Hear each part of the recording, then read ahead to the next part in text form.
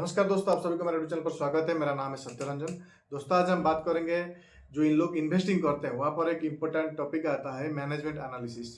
जब हम promoter group जो होते हैं, जो ओनर होते हैं, उन पर कैसे एनालिसिस करें, क्योंकि उनके ऊपर वो कंपनी की जो ग्रोथ है वो डिपेंड करता है, कंपनी की जो फ्यूचर है वो डिपेंड करता है। तो कहीं ना कहीं आपको समझना पड़ेगा, जैसे बस में ड्राइवर की कीमत होती है, अहमियत होती है, उसी हिसाब से कंपनी के लिए एक मैनेजमेंट की अहमियत होती है, फिर वैल्यू होती है।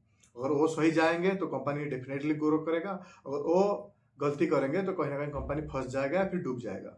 और जितने भी सारे कंपनी देखोगे जो आज बहुत वेल्थ क्रिएट करे हैं, चाहे वो इन्फोसिस हो, एचडीएफसी हो, स्टेट बैंक हो, विप्रो हो, आईटीसी हो, कहीं ना कहीं उनके जो मैनेजमेंट है, उनका एक जो ऑनेस्टी है वो आपको देखने को मिलता है, और जो स्ट्रेंथ है वो मैनेजमेंट की, वो भी आपको साफ देखने को मिलता है। चाहे रिस्क टेकिंग एबिलिटी हो, या फिर न्यू प्रोडक्ट को या फिर न्यू सर्विस को लॉन्च करने की हो, या फिर खुद को अपडेट करने की, जितने भी सारी बातें आती है वो मैनेजमेंट के ऊपर डिपेंड करता है।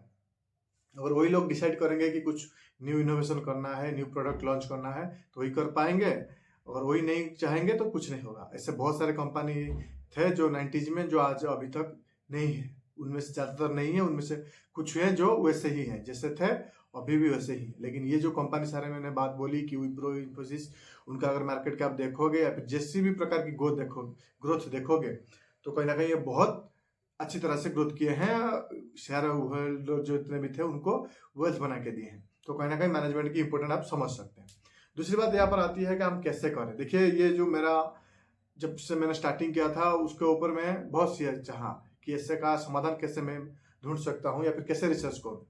लेकिन जब मुझे अभी पता चलता है कि जो बहुत बड़े इन्वेस्टर है, उनकी तरह हम मैनेजमेंट एनालिसिस नहीं कर सकते हैं, क्योंकि वो चाहेंगे तो डायरेक्ट मैनेजमेंट के साथ बात कर सकते हैं। लेकिन जो स्मॉल रिटेल इन्वेस्टर होते हैं, मेरे जैसे, आपके जैसे, ज़्यादातर वो लोग ही स्मॉल इन्वेस्टर होते हैं। उनके पास ये सारी सुविधा नहीं होता है कि जाके वो कंपनी के मैनेजमेंट के साथ बात कर सकते हैं या फिर उनके साथ मीटिंग अटेंड कर सकते हैं। लेकिन जो सबसे पहला आता है, जो पड़ा हुआ आता है, या फिर जो बात आती है कि कैसे करेंगे, जानेंगे, देखिए वो है एनुअल रिपोर्ट। एनुअल रिपोर्ट में आपको साफ साफ पता चल जाएगा कि मैनेजमेंट की इंटेंशन क्या है, और फिर किस सोच के साथ, किस विजन के साथ वो आगे बढ़ रहे हैं, उसका प्लानिंग क्या है, आगे का फ्यूचर प्लानिंग क्या है, वो क्या करना चाहता है, और कितना ऑनेस्ट के साथ वो एनुअल रिपोर्ट में बताते हैं। और एक बात यहाँ पर ध्यान में रखने की जरूरत है कि जो आप एनुअल रिपोर्ट पढ़ोगे, तो एक साल का पढ़ के आपको बहुत कुछ चीजें पता नहीं चलेगा, क्योंकि वो मैनेजमेंट कैसा है। क्योंकि वो हर बार कोई ना कुछ बोलता है, चाहे वो नई कुछ बातें हो या फिर वो पुरानी बातों को रटते हैं। लेकिन अगर आप 2-3 साल का अगर मैनेजमेंट का जो एनुअल रिपोर्ट पढ़ेंगे, वहां पर जो ओनर का होता है, सीएफओ होते हैं, उनका जो हेड होते हैं, जितने भी चेयरपर्सन होते हैं, उनका एक स्टेटमेंट होता है। वो पढ़ने के बाद आपको पता चलेगा कि हाँ, ये मैनेजमेंट जो बोलता है, जो 2018 में बोला था 2020 में किया, या फिर 2020 में जो बोला था 2021 में किया, फिर 22 में किया। और जो मुसीबत आई, कोरोना जैसी मुसीबत आती है, तो ये मैनेजमेंट क्या काम किया कि वो उतना जो है स्ट्रेंथ दिखा पाता है।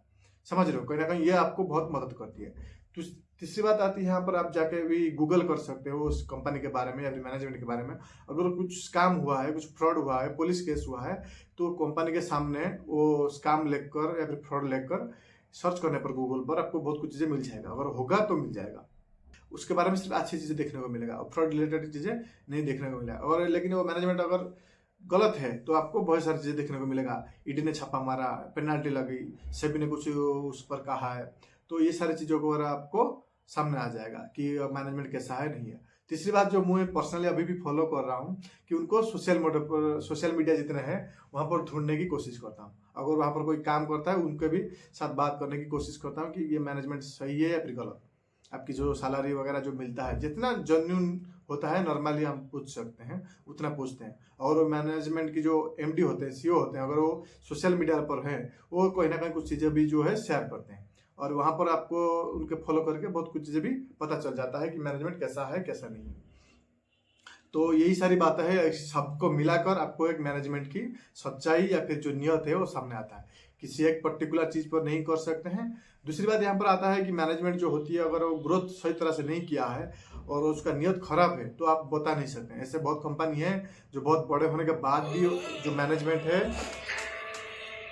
वो गलत किया है या फिर फंस गया है। चाहे येस बैंक का हालत देख लो, किंगफिशर का भी जो देख लो, बहुत सारे ऐसे हैं।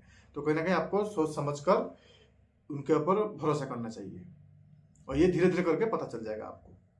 आशा करता हूँ आपको वीडियो इन्फॉर्मेटिव लगी होगी। चैनल में नए हो तो सब्सक्राइब कीजिए दोस्तों, शेयर कीजिए। मिलकर सीखते फाइनेंशियल नॉलेज के बारे में। थैंक्स फॉर वॉचिंग दोस्तों, नमस्ते।